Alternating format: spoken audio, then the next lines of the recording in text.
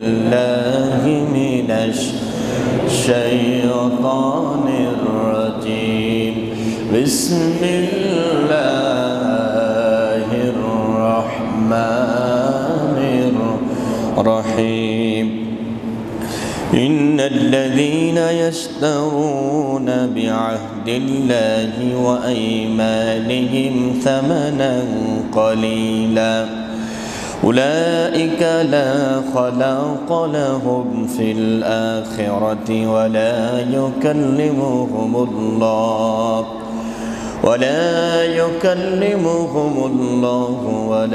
ينظر إليهم يوم القيامة ولا يزكيهم ولهم عذاب أليم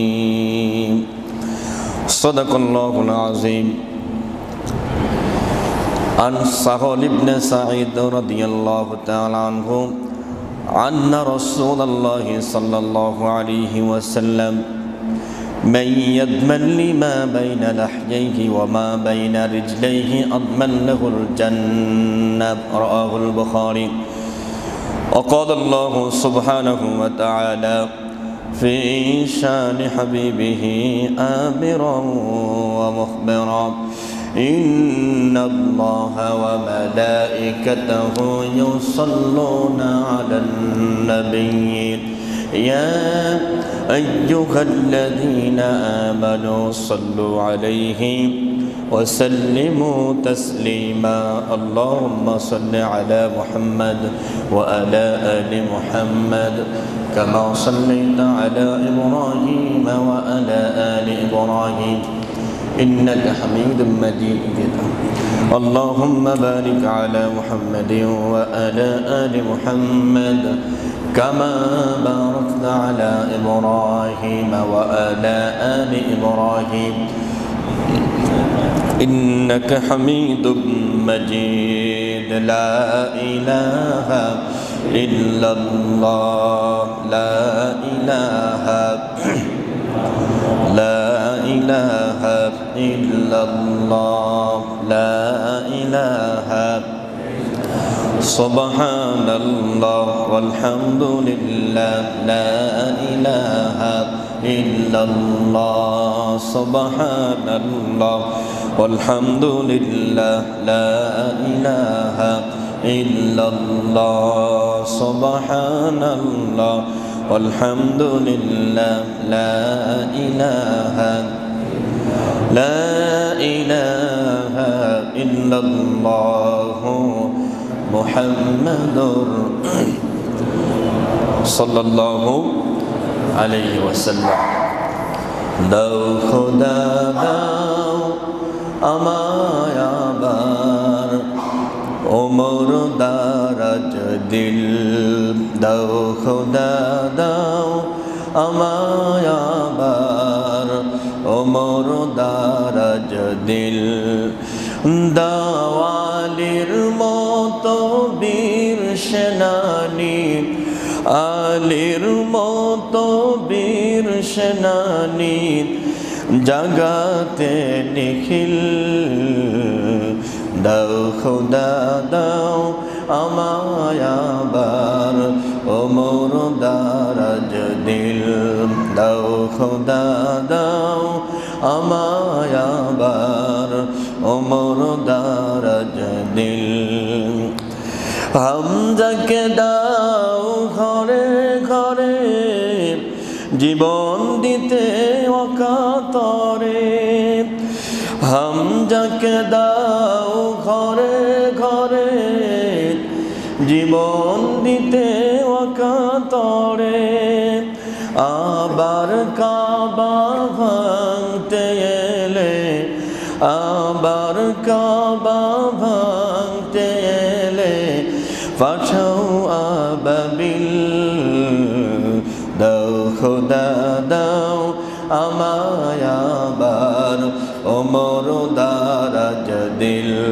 দাও খোদা দাও আমায় আবার ওমর দারাজ দিল দাও আলীর মতো বীর বীর সেনানী, আলীর মতো বীর সেনানী, জাগাতে নিখিল দাও খোদা দাও আমায় আবার ওমর দারাজ দিল, দাও খোদা দাও আমায় আবার ওমর দারাজ দিল। আলহামদুলিল্লাহ, আল্লাহ পাকের দরবারে লাখ কোটি বার শুকরিয়া আদায় করছি যে আল্লাহ সুবহানাহু ওয়া তাআলা আমাদেরকে দুনিয়ার সমস্ত রকম ব্যস্ততা অব্যাহত রেখে একমাত্র আল্লাহ সুবহানাহু ওয়া তাআলাকে সন্তুষ্ট করার জন্য, তাকে খুশি করার জন্য আল্লাহ তাআলা আল্লাহর ঘরে আমাদেরকে এনেছেন, তৌফিক দিয়েছেন যিনি, তিনি আমাদেরকে আল্লাহ তৌফিক দিয়েছেন। আল্লাহর জন্য সকলে খুশি হয়ে মন খুলে বলছি আলহামদুলিল্লাহ। রব্বানা লাকাল হামদ হামদান কাসীরান তাইয়িবান মুবারাকান ফি। আলহামদুলিল্লাহ, আল্লাহ তাআলা আমাদেরকে সুস্থ রেখে আল্লাহ রাব্বুল আলামিন আল্লাহর ঘরে এনেছেন। আমরা আল্লাহর প্রশংসা করতে পেরেছি, আল্লাহ তৌফিক দিয়েছেন। অতঃপর মানবতার মুক্তির দিশারি সাইয়্যিদুল মুরসালিন, উম্মতের কান্ডার, রহমতের ভান্ডার, প্রিয় হাবিব সাল্লাল্লাহু আলাইহি ওয়াসাল্লাম, যিনি কিয়ামতের কঠিন ময়দানে আমাদেরকে সুপারিশ করবেন, এই কারণে we should imitate the prophet Muhammad সাল্লাল্লাহু আলাইহি ওয়াসাল্লাম। আমাদের প্রত্যেকের উচিত প্রিয় নবীকে পুঙ্খানু অনুসরণ করা, ঠিক না ভাই? সুবিধা মতো যদি অনুসরণ করে তাইলে কিন্তু সমস্যা আছে। মানতে হলে আপনাকে পুরাপুরি আপনাকে মানতে হবে। আমরা গত সপ্তাহে আলোচনা করেছিলাম কারবালার আলোচনা, কারবালা নিয়ে আমরা কিছু কথা বলেছিলাম, ফোরাত নদী নিয়ে আমরা কিছু কথা বলেছিলাম। পৃথিবীর এবং দেশের বিভিন্ন জায়গায় তাকালে এখন কারবালা সচক্ষে দেখা যাচ্ছে, ঠিক নয় কি? আলহামদুলিল্লাহ, ইমানের পথে যারা আছে, যারা ইমানের পক্ষে যারা লড়ে যাচ্ছে, তাদের বিজয় হবেই ইনশাআল্লাহ। বলেন ইনশাআল্লাহ। সত্য আল্লাহ দিয়েছে, যদি ইমানদার হতে পারো বিজয় তোমাদের হবে। কোরআন দলিল দিয়েছে, ওয়ালা তাহিনু ওয়ালা তাহজানু ওয়া আনতুমুল আ'লাউনা ইন কুনতুম মুমিনিন। আল্লাহু আকবার। সূরাত আলী ইমরান, কোরআনুল কারীমের 3 নম্বর সূরা, 4 নম্বর পারা, 6 নম্বর পৃষ্ঠা, 139 নম্বর আয়াতে কারিমা। আল্লাহ পাক ডাক দিচ্ছে, গোলাম ভয় নাই, টেনশন নাই, হতাশ হওয়ার কোনো কারণ নাই, হতাশ হবে না, টেনশন করবে না। ওয়া আনতুমুল আ'লাউনা, তোমরাই বিজয় লাভ করবে। যদি ইমানদার হতে পারো আমি আল্লাহ তোমাদেরকে বিজয় দান করে দিব। সুবহানাল্লাহ। এজন্য আমাদেরকে আমাদের জীবনের চলার পথে আমাদেরকে একটু স্পষ্টবাদী হওয়া লাগবে।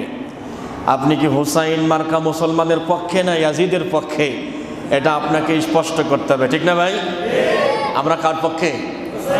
হুসাইন রাদিয়াল্লাহু তাআলা আনহুর পক্ষে না ইয়াজিদের পক্ষে? হ্যাঁ, এদেশে অনেক লোক আছেন তারা ইয়াজিদকে খুব মহব্বত করেন, উনি কোনো দোষী ছিলেন না এরকম কথা বলতে চান। আমার প্রিয় ভাইরা, আল্লাহ রাব্বুল আলামিন হেফাজত করুক, আমিন। আমরা আজকে যে বিষয় নিয়ে কথা বলবো, কঠিন হাসরের ময়দানে আল্লাহর এমন কিছু গোলাম থাকবেন, এমন কিছু আল্লাহর বান্দা বান্দি থাকবেন যাদের দিকে আল্লাহ তাকাবেন না, যাদের সাথে আল্লাহ কথাও বলবেন না, ইভেন আল্লাহ মাফও করবেন না। Can you imagine that? আপনি একটু চিন্তা করেন তো, এত ইবাদত বন্দেগী করতেছেন, এত নামাজ কালাম, এত হজ যাকাত দান সদকা, এখন আপনি হাসরের মাঠে দেখলেন যে আল্লাহ আপনার দিকে তাকাচ্ছেই না, খুব গুসা হয়ে আছেন, খুব রাগান্বিত হয়ে আছেন। এই মানুষগুলো কারা? ইনশাল্লাহ আমরা আজকের এই জুম্মার আলোচনাতে আমরা আলোচনা করব। আল্লাহ পাক তৌফিক দান করে। সকলে বলেন আমিন। সকলে জবান সেরে পড়ুন আউযু বিল্লাহি মিনাশ শাইতানির রাজিম বিসমিল্লাহির রাহমানির রহিম ইন্নাল্লাযীনা ইয়াকতুমুনা মা আনজালাল্লাহু মিনাল কিতাব ويشترون به ثمنا قليلا أولئك ما يأكلون في بطونهم إلا النار ولا يكلمهم الله يوم القيامة ولا يزكيهم ولهم عذاب عليم الله أكبر سورة البقرة কোরআনুল কারীমের 2 নম্বর সূরা 2 নম্বর পারা 5 নম্বর পৃষ্ঠা 174 নম্বর আয়াতে কারিমা। বন্ধুগণ আমার, বাসায় গিয়ে একটু মিলাবেন সূরা বাকারার 174 নম্বর আয়াত। আল্লাহ পাক বলেন ইন্নাল্লাযীনা নিশ্চয় যারা ইয়াকতুমুনা গোপন করে দেয়, গোপন করে দিচ্ছে এবং গোপন করে দেয় কি মা আনজালাল্লাহু মিনাল কিতাব, আল্লাহর কিতাবে আল্লাহ যা নাজিল করেছেন। এমন কিছু লোক আছে আল্লাহর নাজিল করা অনেক বিষয় গোপন করে দেয়, আছে না নাই? আমাদের দলের কথা করছে এবার, আপনাদের গায়ের উপরে যাবে না, আশা করি যা যাবে আমাদের উপর দিয়ে যাবে এবার। এই আয়াতখানা আল্লাহ পাক বলেন ওয়ায়াশতারুনা বিহি সামানান কলিলা, এ সমাজের ভিতরে কিছু সামর্থ্যবান লোক আছেন, সমাজপতি আছেন, যারা সমাজের বড় বড় দায়িত্বে আছেন অথবা অনেক টাকাওয়ালা। আল্লাহ পাক তাদের বক্তব্য আল্লাহ শোনাচ্ছেন। যারা কথা বলে তাদেরকে অনেক সময় টাকা দিয়ে, পয়সা দিয়ে, ঘুষ দিয়ে, বিনিময় দিয়ে বলা হয় এই কথাগুলো বলবেন না, বললে এখানে সমস্যা আছে, প্রবলেম আছে, ঝামেলা আছে। কেউ যদি এরকম কোনো উৎকুট গ্রহণ করে, কোনো ঘুষ যদি গ্রহণ করে, আল্লাহর সঠিক কথাগুলো যদি না বলে, আল্লাহ তাআলা বলছেন যা গ্রহণ করলো উলাইকা মা ইয়াকুলুনা ফি বুতুনিহিম ইল্লান নার।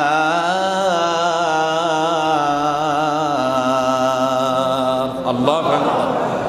তারা যে হাদিয়াগুলো নিছে এটা মূলত হাদিয়া না, এটা হচ্ছে আগুন। এটা কি?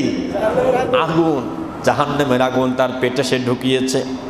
কঠিন কিয়ামতের ময়দানে ওয়ালা ইউকাল্লিমুকুমুল্লাহ, আল্লাহ কথা বলবেন না, অথচ লোকটা আল্লাহর সামনে দাঁড়িয়ে থাকবে।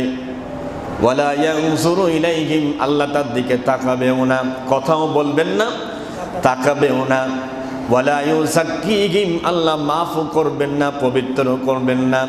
ওয়ালাহুম আযাবুন আলীম, তাদের জন্য কঠিন থেকে কঠিন শাস্তি রয়েছে।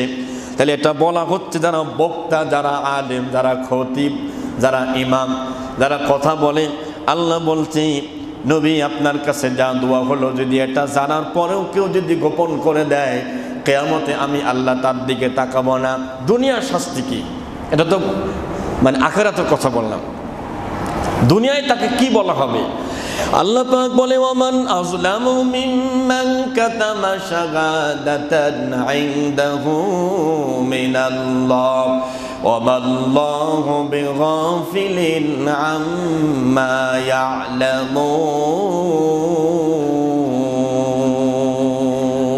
আল্লাহু আকবার। সূরাতুল বাকারা কুরআনুল কারীমের 2 নম্বর সূরা 1 নম্বর পারা শেষ নম্বর পৃষ্ঠা 140 নম্বর আয়াতের শেষের দিকে আল্লাহ পাক বলেন ওয়ামান আযলামু মিম্মান কাতামা শাহাদা, যে মানুষটার কাছে, যে লোকটার কাছে কোরআনের জ্ঞান রয়েছে, নবীজির জ্ঞান রয়েছে, কোরআন সুন্নাহর হক কথা যার কাছে রয়েছে, এটা জানার পরেও কাতামা হচ্ছে ভাইরা আমার মাজিদ সিগার, তার মানে সে গোপন করে দেয়, বলতে চাই না। আল্লাহ পাক বলছেন যে আলেম হক কথা জানার পরেও গোপন করে দেয়, ওটা আলেম না, ওটা হলো বড় জালেম। এ ভাষা কার? আল্লাহর ভাষা।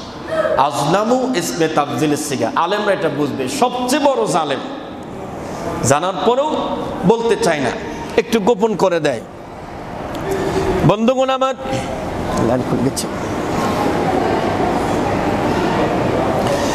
প্রিয় নবীজির কাছে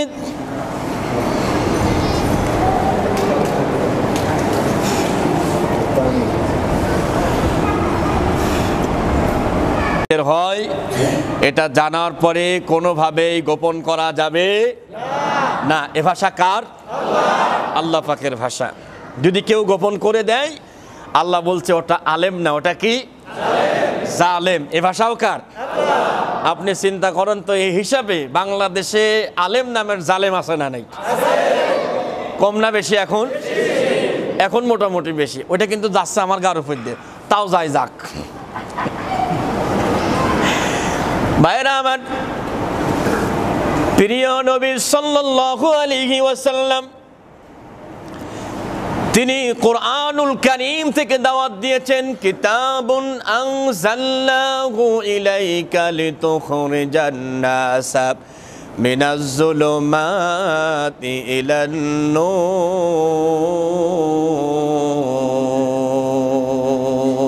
আল্লাহু আকবার।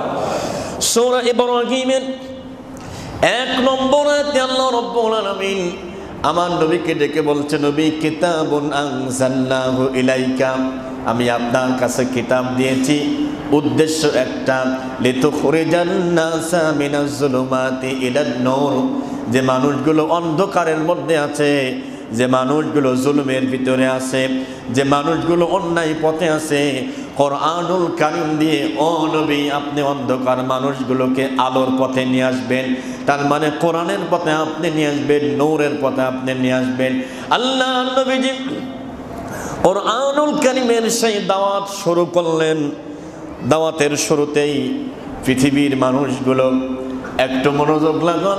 দাওয়াতের শুরুতে আল্লাহ নবী সাল্লাল্লাহু আলাইহি ওয়াসাল্লাম যিনি বাধা দিয়েছিলেন, যিনি কষ্ট দিয়েছিলেন, তিনি আর কেউ না, তিনি হচ্ছে নবীর আপন চাচা আবু লাহাব। কি নাম বলেন তো? আরেকবার, আবু লাহাব। আবু লাহাবকে আপনারা কেউ চেনেন? হ্যাঁ, নাম শুনছেন তো? নবীজির কি হয়? আপন চাচা। আল্লাহ তাআলা একটা সূরাও নাজিল করলেন, তাব্বাত ইয়াদা, পড়েন, তাব্বাত ইয়াদা আবি লাহাবি ওয়া তাব, মা আগনা আনহু মালুহু ওয়া মা কাসাব, সায়াসলা নারান যাতা লাহাবি ওয়া ইমরাআতু হাম্মালাতাল হাতাব ফি জিদিহা হাবলুম মিন মাসাদ। এই সূরাটা আপনাদের কাছে জানতে চাই, নবীর চাচা, আপন চাচা, কিন্তু যে সূরাটি নাজিল হয়েছে, আপনারা, আমি জানি সবাই জ্ঞানী মানুষ, আপনারা বুঝে শুনে উত্তর দিবেন, এই সূরাটি নাজিল হয়েছে চাচার পক্ষে না বিপক্ষে? কেন? এত কোরআন শরীফের আয়াত, বিপক্ষে আবার যাবে কেন? পক্ষে না বিপক্ষে? বিপক্ষে। কারণ এই সূরাতে বলা হয়েছে আবু লাহাবের 2 হাত ধ্বংস হোক, সে নিজেও ধ্বংস হোক। এখন এই সূরা নাজিল হওয়ার পরপরই আল্লাহ নবীজি প্রথম দাওয়াতে চাচার কাছ থেকে আঘাত খেয়েছেন, পাথরের আঘাত খেয়েছেন। তো তিনি চিন্তা করলেন, আবার রসুলের নাম, চাচার নামেই সূরা নাজিল হইল, দরকার নেই, দিনকাল বড় খারাপ, ঘরে বসে থাকে জিকির আজগার করি, নাকি? হ্যাঁ, প্রিয় নবীজি সামান্য ইতস্তত বোধ করলেন, আর মনে মনে চিন্তা করলেন যে না, আপাতত থাক, দরকার নাই, সময় করে একটু বলা যাবে। জিবরাইল হাজির হয়ে গেল, এসে বলছে, নবী বসে থাকার সময় নাই, উতলু মা উহিয়া ইলাইকা মিনাল কিতাব। আল্লাহু আকবার। সূরাতুল আনকাবুত 21 নম্বর পারা, 1 নম্বর পৃষ্ঠা, 1 নম্বর লাইনের 45 নম্বর আয়াতে কারিমার মাঝের অংশে আল্লাহ পাক বলেন, জিবরাইল আমার নবীকে ডেকে বলছে, নবী কেন বসে থাকবেন? কেন আপনি সূরা লাহাব প্রচার করবেন না? আপনি ভালো করে শুনুন, আল্লাহর অর্ডার, উতলু মা আল্লাহ অর্ডার করেছে উহিয়া ইলাইকা মিনাল কিতাব, কিতাব থেকে যা দিলাম দ্রুত আপনি তেলাওয়াত করে মানুষের কাছে পৌঁছায়া দেন। সুবহানাল্লাহ। নবীজি চাচ্ছিলেন যে একটু গোপন করি, গোপন না একটু পরেই বলি। আল্লাহ জিবরাইলকে বলেন না, সুযোগ নেই, আপনি বলেন, আপনি এটা প্রচার করে দেন। আল্লাহ নবীজি ঘরের থেকে বের হয়ে পাহাড়ে উঠেছেন। সূরা লাহাব যখন প্রচার করতে যাবেন আল্লাহ আবার সতর্ক করলেন, ফাসদা বিমা তুমার ওয়া আরিদ আনিল মুশরিকিন। আল্লাহু আকবার। সূরাতুল হিজর 14 নম্বর পারা 6 নম্বর পৃষ্ঠা শেষ নম্বর উপর 54 নম্বর আয়াতে কারিমা, 94 নম্বর আয়াতে কারিমা আল্লাহ ডাক দেয়, নবী আপনি যা বলতে যাচ্ছেন এটা বলতে গিয়ে যেন গলা ছোট না হয়, স্পষ্ট গলায় জোর গলায় আপনি প্রচার করে দিবেন। সুবহানাল্লাহ। স্পষ্ট করে আমতা আমতা করার দরকার নেই, কি কে চাচা কি মনে করবে কি না মনে করবে বলে দেন, টেনশন করার দরকার নাই। আবার প্রিয় ভাইরা, তাহলে কিয়ামতের ময়দানে যাদের দিকে আল্লাহ তাকাবে না তাদের ভিতরে একদল হচ্ছে যারা এলেম জানার পরেও গোপন করে দেয়। আল্লাহ তাকাবে না, আল্লাহ কথাও বলবে না, আল্লাহ ক্ষমাও করবেন না। এরপরে 2 নম্বরে ওই ব্যক্তি কোরআন দলিল দিচ্ছে, ইন্নাল্লাযীনা ইয়াশতারুনা বিআহদিল্লাহি ওয়া আইমানিহিম থামানান ক্বালীলা أولئك لا خلاق لهم في الآخرة ولا يكلمهم الله ولا ينظر إليهم يوم القيامة ولا يزكيهم ولهم عذاب أليم। سورة آل عمران কোরআনুল কারীমের 3 নম্বর সূরা আয়াত নম্বর 77 আল্লাহ তাআলা বলে, নিশ্চয় যারা ইস্তারুনা বিক্রয় করে দেয়, কি করে দেয়? বিক্রি করে দেয় বিআহদিল্লাহি আল্লাহর ওয়াদা সমূহ, আল্লাহর সঙ্গে যে ওয়াদা করে এই ওয়াদা সমূহ সে ভঙ্গ করে দেয়, অথবা ও আইমানিহিম সামানান কলিলা তুচ্ছ মূল্যে সেটা বিক্রি করে দেয়। রব্বুল আলামিন বলেন, উলাইকা লা খালাকা লাহুম ফিল আখিরাহ, আখিরাতে ওই লোকটার জন্য কোনো নেকি থাকবে না। ওয়ালা ইউকাল্লিমুহুমুল্লাহ, আল্লাহ কথা বলবেন না। ওয়ালা ইয়ানজুরু ইলাইহিম, আল্লাহ তাকাবেও না। ওয়ালা ইউযাক্কিহিম, আমার আল্লাহ রব্বুল আলামিন মাফও করবেন না, তার জন্য কঠিন শাস্তি রয়েছে। মানে আল্লাহ রব্বুল আলামিন আপনাকে একটা নিয়ামত দিয়েছেন, সেই নিয়ামতের শুকরিয়া স্বরূপ হয়তো আপনি ওয়াদা করলেন, আল্লাহ আমি আপনার এই নিয়ামতের নাশুকুর করব না, আমি ওয়াদা ভঙ্গ করব না। আপনারা বলেন তো আমাদের দেশে ওয়াদা ভঙ্গকারী আছে না নেই? মুখে বলে এক, কাজের বেলায় আছে? এরকম লোক কি দেখা যায় মাঝে মাঝে? হ্যাঁ, কি সুন্দর করে বক্তব্য দেয়, ওরে সুবহানাল্লাহ। হ্যাঁ, মনে হয় যে মরিয়মের খালাতো বোন, এত চমৎকার বক্তব্য।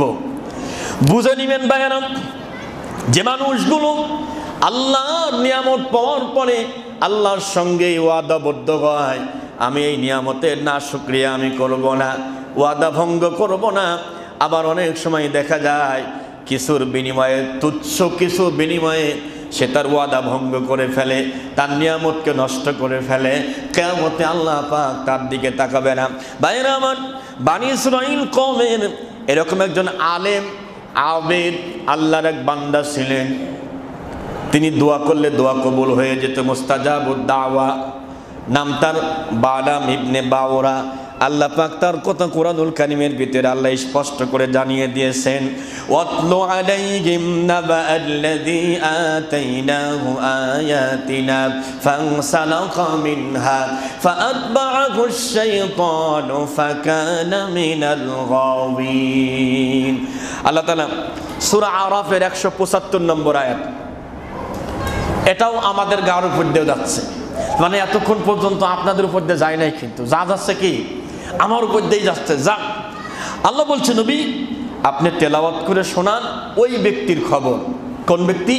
যেই ব্যক্তিকে আমি আল্লাহ একটা নিয়ামত দিয়েছিলাম, সে ইসমে আজম জানতো, সে দোয়া করলে দোয়া কবুল হয়ে যেত, কিন্তু সেই নিয়ামত থেকে সে ফাংসালাকা মিনহা, সে কামব্যাক করলো, ফিরে চলে আসলো। শেষ পর্যন্ত শয়তান তার পিছনে লেগে গেল। এবং সে পথভ্রষ্ট হয়ে গেল। এই লোকটার বাড়ি ছিল মিশরে, বাড়ি ছিল কোথায়? মিশরে। মূসা আলাইহিস সালাম একটা জাতিকে পাঠিয়েছে, জাব্বারিন নামক একটা জাতি, যারা মিশরের একটা এলাকায় থাকতেন, খুব উগ্রপন্থী জাতি। তাদের সাথে লড়াই করার জন্য মাদিয়ান শহরে কিছু সেনাবাহিনীকে পাঠালেন, আর এই নেতৃত্ব কর্তৃত্ব দেওয়ার জন্য পাঠালেন যাকে, বা এই জাব্বারিনদের কাছে দাওয়াত দেওয়ার জন্য পাঠালেন। এর নাম হচ্ছে বালাম ইবনে বাউরা। কে বলছে? বালাম ইবনে বাউরা। তো তিনি গেলেন দাওয়াত দেওয়ার জন্য। ভাইরা আমার, দাওয়াতি কাজে রওনা করার পরে জাব্বারিন এলাকার মানুষগুলো খুব দাপটওয়ালা, খুব অহংকারওয়ালা, কিন্তু তারা জানতো এই লোকটা দোয়া করলে দোয়া কবুল হয়। বালামকে ডাক দিয়ে বলছে, বালাম শোনো, তুমি এসেছো ভালোই হয়েছে, তুমি দয়া করে আমাদের জন্য বদদোয়া করো না, আমাদের পক্ষে দোয়া করো, আর মূসা নবীর বিপক্ষে বদদোয়া করো, যেন মূসা নবীর সেনাবাহিনী তারা আমাদের কাছে হেরে যায়। জোরে খান নাউজুবিল্লাহ। তিনি বলছেন, আপনি কি বলছেন? আমি যদি এইটা করি, at this moment I will be finished. আমি যদি এই কাজটা করি আমি তো ধ্বংস হয়ে যাব, দুনিয়াও শেষ হয়ে যাবে, আখিরাতও শেষ হয়ে যাবে। আর আমার যে নিয়ামত আল্লাহ দিয়েছে, ইসমে আজম, দোয়া করলে দোয়া কবুল হয়, আল্লাহ এটা ছিনিয়ে নেবে, আমি দোয়া করতে পারবো না। এই আবেদ কি আলেম কি, ওরা অনেক টাকা পয়সা দিয়া দিল এবং অনেক চাপ প্রয়োগ করলো যে না, বদদোয়া করতে হবে মূসা নবীর বিপক্ষে, তার সেনাবাহিনীর বিপক্ষে। আল্লাহর বান্দা টাকার কাছে বিক্রি হয়ে তিনি বদদোয়া করতে বাধ্য হলেন। আসলে চাচ্ছিলেন না বদদোয়া করবেন, কিন্তু বদদোয়া করার জন্য, মূসা নবীর জন্য বদদোয়া আর জাব্বারিনদের জন্য দোয়া করার জন্য যখন হাত তুলে দোয়া করতেছেন, আল্লাহ পাক তার জবান দিয়ে মূসা নবীর পক্ষে দোয়া বের করে দিয়েছে। তো জোরে বলা যাবে কি সুবহানাল্লাহ? আর যারা চাপ দিচ্ছিল এদের বিপক্ষে বদদোয়া বের হয়ে গেছে। বলছে, ব্যাপার কি, এত টাকা দিলাম, এত সোনা করে দিলাম, তুমি আমাদের বিপক্ষে বদদোয়া করো কেন? কই ভাই, আমি কি করব? আমি তো দোয়া করতে চাচ্ছি আপনাদের পক্ষে, আর ওইদিকে বিপক্ষে, কিন্তু আমার মুখ দিয়ে বের হয়ে যাচ্ছে, আমার কিছু করার নাই। কয় না, আবার দোয়া করেন, আমাদের জন্য দোয়া করেন, ওদের জন্য বদদোয়া করেন। তাফসীর ইবনে কাসিরের মধ্যে আছে, সূরা আরাফের 174-75 নম্বর আয়াতের ব্যাখ্যার মধ্যে আছে, তিনি একবার, দুইবার, তিনবার যখন বদদোয়া করার জন্য হাত তুলেছেন, তার জিহ্বাটা বের হয়ে বুকের সাথে এসে বক্ষের সাথে লটকায় গেল, আটকিয়ে গেল, আর কথাও বলতে পারেন না। আমার বন্ধুগণ, তার জবান এমনভাবে আটকে গেল, তিনি আর এখান থেকে তার জিহ্বাটা তিনি সরাতে পারেন না, তার দোয়া কবুল হলো না। আমার প্রিয় ভাইয়েরা, শেষ পর্যন্ত অনেক কাকুতি মিনতি করার পরে আল্লাহ রাব্বুল আলামিন তার এই জিহ্বাটা সারায় দিলেন। কারণ আল্লাহ পাক তাকে 3টা দোয়া করার জন্য স্পেশাল আল্লাহ দিয়েছিলেন, যে তুমি 3টা দোয়া করবা, আমি আল্লাহ তোমারে ফেরত দেব না। এমনি তো দিয়েছি তোমাকে স্পেশাল, কিন্তু এটা আরো 3 স্পেশাল, চাওয়ার মাত্র তুমি পেয়ে যাবা। যাই হোক, সে দোয়াগুলোর ভিতরে একটা দোয়া ছিল। তো তিনি বলছেন, দেখেন, আপনাদেরকে একটা বুদ্ধি দিই, আমার তো আল্লাহ নিয়ামত কেড়েই নিলেন, এখন ফাআতবাহু শয়তান, শয়তান তার পিছনে এমনভাবে লেগেছে। এই আলেম লোকটা, আবেদ লোকটা জাব্বারিনদেরকে ডেকে বলতে, শোনো, ওরা যে যুদ্ধ করতে আসছে, অনেক দিন হয়ে গেছে, তাদের স্ত্রীরা বাড়িতে পড়ে আছে, তোমরা যদি এই যুদ্ধে জিততে চাও, একটা কাজ করো। কি? তোমাদের যত সুন্দরী মেয়ে আছে, তোমাদের স্ত্রী বলো, মেয়ে বলো, তোমরা তাদেরকে ওখানে পাঠায় দাও। ওই মূসা নবীর সেনাবাহিনীর একটা লোক যদি আকাম করে, মানে বুঝতেছে, যদি এদের ফাঁদে পা দেয়, জিনাল্লা বিচার করে, তাহলে অটোমেটিক এই যুদ্ধে তারা হেরে যাবে, তারা জয়লাভ করতে পারবে না। এই লোকটার বক্তব্য গ্রহণ করা হলো। অনেক সুন্দরী সুন্দরী মেয়েদেরকে, স্ত্রীদেরকে পাঠানো হলো, ওরা যেখানে আছে তার পাশে তোমরা গিয়ে বিভিন্ন দোকানপাট দিয়ে বসবা, ব্যবসার উদ্দেশ্যে বসবা। আল্লাহর কি খেলা! এখানে জাব্বারিন এলাকার এক শাহজাদি, মানে রাজার কন্যা এলাকার খুব সুন্দরী সুশ্রী মেয়ে, তিনিও ছিলেন এই এলাকার মধ্যে। আসার পরে বানি ইসরাইল কওমের এক লোক, নাম তার জামরি। তাফসীর ইবনে কাসিরের মধ্যে আছে এই জামরি এদিকে ঘুরতে এসে এই সুন্দরী মেয়ের দিকে নজর পড়ছে। নজর পড়ার পরে তারে প্রস্তাব দিয়েছে তার সাথে অন্যায় কাজ করবে। নাউজুবিল্লাহ যদি বলে, সে রাজি হয় নাই। কয় আমি মুসা নবী ছাড়া কারোর সাথে আমি থাকতে পারবো না, জোরে কর নাউজুবিল্লাহ। তখন এই জামরি বলছে, আমি একটা গোত্রের নেতা, আমি প্রতিষ্ঠিত, আমার অনেক টাকা পয়সা আছে, তুমি আসো, তোমার অনেক উপকার হবে। মেয়েটার নাম কাসবতী, তার সাথে করে নিয়ে মুসা নবীর কাছে গিয়ে বলছে যে আমি এই মেয়েটারে তার সাথে আমি রাত থাকতে চাই, আমি গুনাহ করতে চাই। নাউজুবিল্লাহ বলবেন না? মুসা আলাইহিস সালাম বললেন, তুমি কি বলছো? তুমি তার সাথে এইরকম খারাপ কাজ করতে চাও তুমি? দেখেন আল্লাহর কোরআন কি বলে। রব্বুল আলামিন বলেন, ওয়ালা তাকরাবুজ জিনা ইন্নাহু কানা ফাহিশা ওয়া সাআ সাবিলা। আল্লাহু আকবার। সূরা বানি ইসরাইল কোরআনুল কারীমের 15 নম্বর পারা 4 নম্বর পৃষ্ঠা 3 নম্বর রুকু 32 নম্বর আয়াতে কারিমা। এতে আল্লাহ পাক বলছে, ওয়ালা তাকরাবুজ জিনা, খবরদার জিনার কাছেও যাবা না। জিনা করা তো দূরের কথা, ওর নিকটবর্তীও যাবা না। কারণ এই পথ অত্যন্ত গর্হিত পথ, খারাপ পথ, অন্যায় পথ। আল্লাহ নিষেধ করেছেন, কাছেও যাবা না, করা তো দূরের কথা। কাছে যাইতে আল্লাহ নিষেধ করলেন কেন? কয়েকটা জিনিসের কাছে যাইতে নিষেধ করেছেন, কাছে যাওয়ার দরকার নেই। যেমন আল্লাহ তাআলা আমাদের মা আর আমাদের আব্বাকে বলেছিলেন, ওয়ালা তাকরাবা হাযিহিস শাজারা, গাছের নিকটে যাবা না, ফল খাওয়া তো দূরের কথা। ওয়ালা তাকরাবু মালাল ইয়াতীম, ইয়াতীমের সম্পদের কাছে যাবা না, ইয়াতীমের সম্পদ তো